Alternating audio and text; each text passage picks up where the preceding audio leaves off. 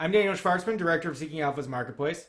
Today I'm speaking with Chaim Siegel of Elazar Advisors, founder of the marketplace service Nail Tech Earnings, a service focused on tech companies from a momentum and earnings-driven perspective, driven by Chaim's research and models. So Chaim, good morning. How are you doing?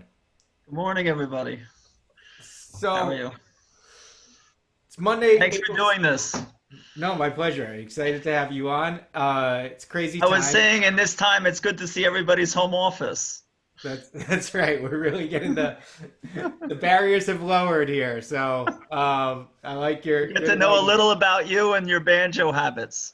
That's it's true. We're revealing a little bit here. So it's Monday, April 6th, pre-market. Markets look like they're going to rip today, which we can get into. But I want to specifically talk about tech. Given your service, Sure. the the Nasdaq. Here's my premise to start with. The Nasdaq has outperformed. It outperformed in the bull market the last 10 years. It's still beating the S&P 500 year to date, and from February 19th when the bear market, or the 20th when the bear market started. So my question to you is: tech now a safe haven? Oh, safe haven. I would never call it a safe haven, but what you're talking about is relative. And I don't know if I'm answering it the way you intend the question. I'm more of a little bit more trading oriented. I have a 3 month to 9 month view fundamentally, but trading, we care about hopefully being right all the time. And you see it in our performance that we're just trying to build little, singles and doubles and build performance. So if we thought the market was going to crack, I mean, we're not saying, oh, let's be in tech because it's a safe haven. We're going to be short ETFs. We're going to be get like at the first break in late February, we weren't looking at tech as a safe haven. We were worried and we got out of everything. I think we're in our model portfolio. We were down to 1% position in Fortinet, which was our one strong buy left. We had the rest ETF shorts just in that first, when we saw that first break. So I don't view things as safe havens. What I do look for, and I know this is something we've talked about, is that I care about where earnings are going to be, accelerate. You're going to have earnings momentum because then you have visibility that in any market the stocks can work. So I do look at the relative strength of Qs versus SPYs, but that really just short term helps me hedge the portfolio and something that's not going to hurt me on the short side. I want to short on the short side something that's going to go down more. But now I'll try to answer your question a little more straight. In an uptrend, I do think tech's going to outperform. So if we can say the bottom's in, or when we could say the bottom's in and the market's moving up, like you said, it's ripping today in the morning. I hate that term because in my career, every time I was excited with a long position and I said it's ripping, that was the peak. So I always try not to say it's ripping. Fair, fair. And I always, and when guys are doing well in the service, I try not to say congratulations because I will say congratulations and then say, you should continue to do well because I find congratulations and rips and things like that tend to be peaks. So Fair, fair watch point. out. But if tech was to, I mean, if the market was to bottom and, people start to look out that this coronavirus is going to end and people are going to get back to normal, I think hopefully by the fourth quarter, I mean, definitely tech is a leader. People are excited about the tech cycles. People are excited about AI and 5G, and there's plenty of investment to come. But I wouldn't, if you think if there's reason for the market to hit new lows and lower, I've heard estimates, 30 and 50% downside. I don't know that I agree right now. I take it kind of day by day, week by week. Um, but I would say watch out for tech. But if you think tech's moving up, you have to be there. And it sounds like I'm talking about it both sides of my mouth, but my subscribers know that I really move with the market. I respect the market. I respect the direction of the market. I don't go against fundamentals. I don't have things in the portfolio that I think are going to miss. I will chase if they miss and the stock's moving up because I think then it could keep going. It's a good sign. But that's how I'm thinking about it. So let's go on both sides of that. First, let's talk about long term. You talked about excitement in the tech industry, but why Yeah. else? Just expand a little bit more on what else do you like about tech once we hit bottom and we're growing again? What is it about the sector that you think is attractive? Well, actually, right now, nothing's good about this coronavirus. It's heavy on everybody personally. We're all feeling the effects of it. Everybody should stay inside, stay healthy, and we should end this thing quickly. But this coronavirus is also forcing people to rethink how they're doing business, how they're communicating, and companies are going to have to reinvest in bandwidth. They're going to have to reinvest in cloud infrastructure because people are going to be working from home. There's going to be, more of a, everybody everywhere setup for technology. They call it distributed. And so that's going to require a lot of new investment. Also, companies are having a very hard time when they need to upgrade. They're going to have to move to cloud. They're not going to want to upgrade on their own and have their own tech equipment, housed in their own offices because it's too expensive to reinvest in. But you just buy, Azure or AWS, and you're set. So I think a lot of people are going to reinvest in tech. Small and mid-sized businesses are going to have to reinvest in tech. To stay afloat or to continue. They're not going to be able to make the big investments.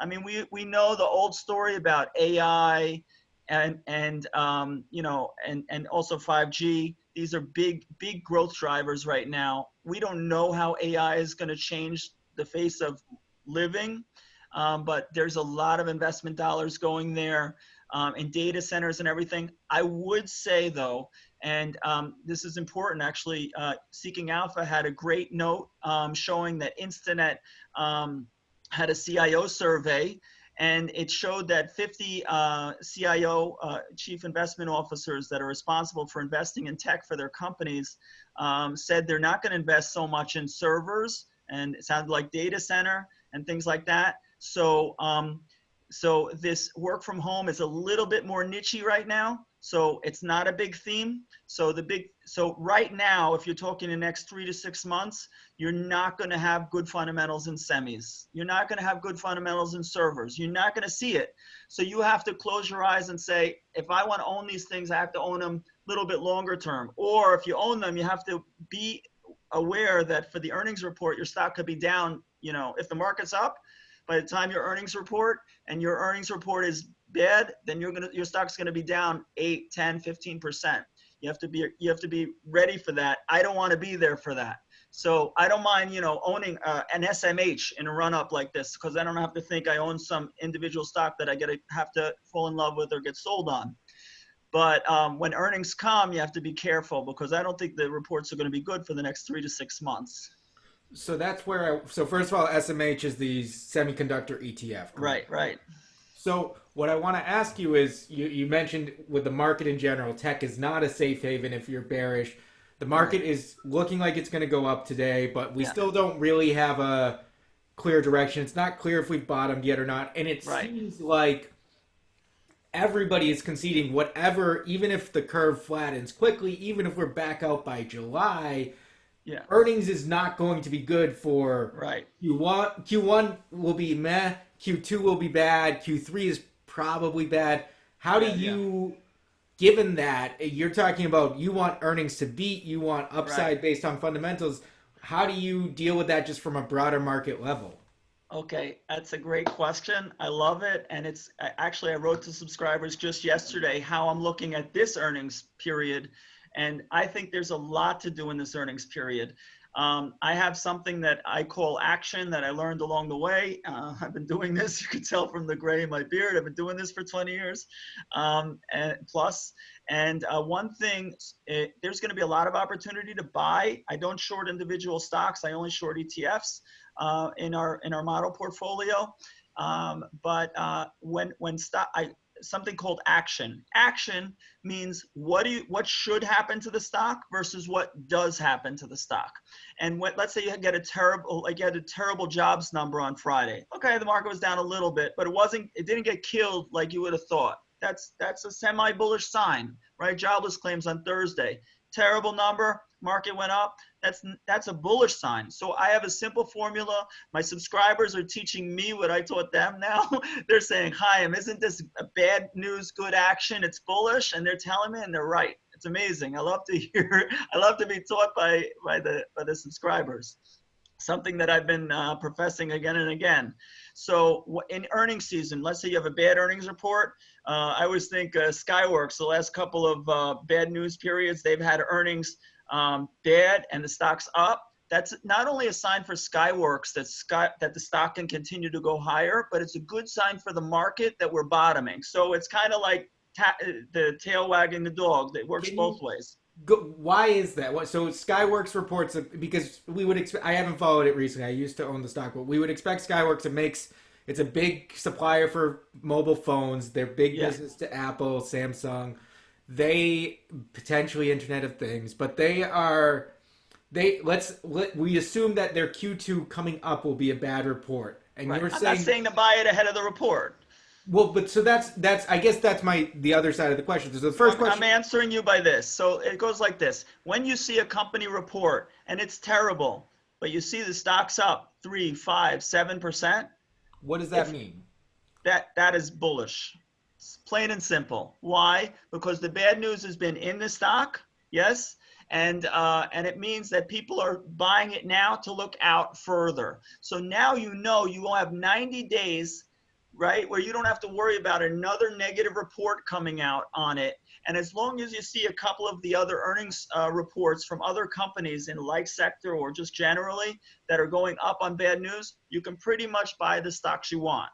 But I don't want to be there before the earnings period, right? I don't want to take that risk because it could be that that's the day the market decides to trade bad news down, right? So there's, even in a bad market, even with bad news, if you're bullish and you're looking out, I'd say this is a great way to decide if I'm going to enter now. Is if you see stocks you like and bad news, it's going to be bad news. Advertising is going to be bad news. Semis is going to be bad news. Bad guides across the board. But if you see the stocks go up, it's a good sign. I think you can buy. It's a good sign for the market in general. So when we go into Q1 earnings season, which is starting in the next couple weeks, Right. what you're primarily looking for is obviously we've got COVID-19 and the cases and everything else, but you're kind of looking for, is the market ready to write off the bad guides and move on, or are they still digesting it, in which case we should be more cautious? Is that a fair? Right. So, we could look at Tesla on Thursday. They had a good report, but it was a little worse than originally expected, but better than lower expectations. And the stock traded up like 20%, but it was only closed up 5%. I wouldn't say that that's an amazing reaction. It was better than expected. You wanted up 20% to be excited about it, but it was up 20% and it closed up 5%. That's saying, there's more sellers here, or people are selling that good news. Yes, but if we're in earnings season, yes, I'm saying that people will look through. I'm a big believer right now in watching the number of new cases, like you're saying, the flattening yield curve. I think you're spot on, because I think the market, I don't care if the market's reacting to that. I think that's the most important thing. Obviously, we care about it personally. It's going to affect everybody, and we don't know how people are going to react after the virus. Like if people are just going to get back to normal or keep their distance. We don't know if they're going to get back to shopping, or we don't know. But what we do care about is get that curve to zero, no more new cases, and that's going to be bullish. After that, people are going to look out right now because we don't have any better information. They're going to look out to Q4 with all this Fed easing and everything. They're going to say, you know what, we could probably start moving up in Q4. If you looked at PMI in China, even though it's sequential, it was an improvement. Sequential should be an improvement, right? But it was an improvement. And I think we're going to start to see that in Q3, sequentially calculated economic numbers. We won't see it in the earnings numbers because it's year over year. It's an absolute report, but it's going to look worse, right? But that'll start giving us some hints that things can improve. But if we need, so we have really a clear vision that we don't have any more negative news. As long as the number of cases doesn't keep accelerating and it slows, we don't have anything to hold us back except the knowledge of Q4, which there's no way to know. Markets discount 9, 12 months out. There's no way to know Q4. So as long as we get the bad cases out of the way, then you kind of have clear sailing. But that doesn't mean you just buy. As long as you see good action, bad news, and stocks up, you have good reason to buy. Okay, so I want to go to one last part of the tech sector that you've talked a little Sure. bit. We just published a roundtable on Seeking Alpha yesterday where you said one area that you like is video games, which Yeah. it's intuitive, but I want to hear a little bit more about what you're thinking and what you're watching for there. Yes. I'm very excited about video games. Like I said to you before earlier when we spoke just now, I'm not looking for relative outperformers. I'm looking for earnings momentum stories in any market. I don't want to just beat the market. I want to win on every idea. Every idea I have needs to have at least 45% 12-month upside based on the earnings. Looking at a midpoint PE, very simple stuff. I can't have my earnings miss. So for me to have a strong buy, it needs to pass muster on all of my criteria in any market. Right now, I think anyway, video games is on fire right now. I would guess that all the video game companies are probably beating. I mean, I'm not interested in buying stocks under $10, but GameStop, the stock was down on the news, so I'd be careful. But they said their comps were beating expectations because so many people were buying from them.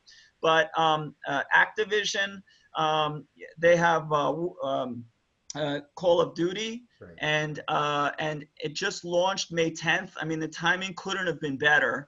And I just read that they have 30 million users, and it's the biggest from the launch. It's the biggest number of new users in the shortest period of time since Apex Legends, which is from Electronic Arts. And Electronic Arts slowed down after that, but they broke the record that Fortnite set. So you can tell Activision's Call of Duty, their latest release, is stronger from the start than Fortnite was, and we know how big Fortnite's been for video gaming, battle royale. So, and Call of Duty is their largest asset, is Activision's largest asset. So it's something very exciting for the company. But let's not just talk about, people stay at home and everything like that. At the end of the year, once every 7 and 8 years, you have a gaming console cycle. We haven't had new Xboxes and Sony PlayStations, a new upgraded version in 7, 8 years. And that's coming in holiday. So, you also have influx of new players. You have gamers staying at home that are spending more on in-game stuff. And then at the end of the year, you have another driver for next year that's going to drive next year. So you have a lot of visibility of upside to earnings, and you have visibility coming in a lot of these stocks. So you like specifically, I should disclose that I've been looking at buying Electronic Arts because Yeah. it's cheaper on a free cash flow basis. But walk me into why is it that you, and maybe you're laughing at me for being a stodgy value investor, but No, it's why? fine. What specifically I'm is? laughing at your banjo. It's a guitar. For full disclosure, that's a guitar right there. But You need it on the bottom in print. You need to let everybody know. but what is it because of Call of Duty or what is it No, specifically? I'm excited about Electronic Arts also. I'm excited about Activision. I'm excited about Take-Two. I mean, these are companies I specifically did the work on. I like large caps. I like good companies. And my models work. I have big upside for the earnings for the quarter and for the year. So, if you can find a good reason to buy something that you like in the space, I think this, obviously the wind's at your back. So last question here is what is the market you respect the market, what is not in the market's numbers yet, or what are you seeing that the market's not seeing yet? You mean for Any of Activision? these any Oh, Activision, let's take I any of mean, these. obviously the street has not started taking up numbers yet, because we don't know. I mean, there's been no company reports about it. We just heard, uh, media reports that Twitch is strong or Amazon, is strong or, different things. Or like we just heard this Activision report. I mean, on the buy side, investors are getting excited. Their numbers are going up. But for whatever the sell side is a little bit always cement shoes, and they're going to wait for the companies to report. And that's an inefficiency in the market that we can take advantage of because the markets trade if stocks beat street estimates. and the street estimates wait till the companies report. So you have a window of opportunity. I should note that Activision and EA have both held up better than the Oh average yeah. company. EA is down a bit, but it looks like it might have been local to them. Activision is may hit. It's not far from 52-week highs, so they've held up a bit. But okay, it should be interesting to see how that plays. Both these charts look amazing. I mean, they're in an uptrend in a down market. I think they can get back to new highs, which is a long way to go. So that's good. Okay, all right. Well, any disclosures in any positions mentioned? No, we run a model portfolio for the subscribers. We don't take positions because we avoid the front running. We have a lot of institutional customers that and readers of our work, and we just run a model portfolio for the subscribers. Very good. Okay, and I should say I have orders out for EA, but no positions in any of the stocks we mentioned. So Okay. all right, Chaim, thank you so much. Stay safe out there. Pleasure. Best of luck going forward. Great to see you. Yeah, great to see you as well. Okay, stay healthy. Everybody stay inside and stay healthy. Let's pass this. Play video games while you have the time. A lot of video games, yeah.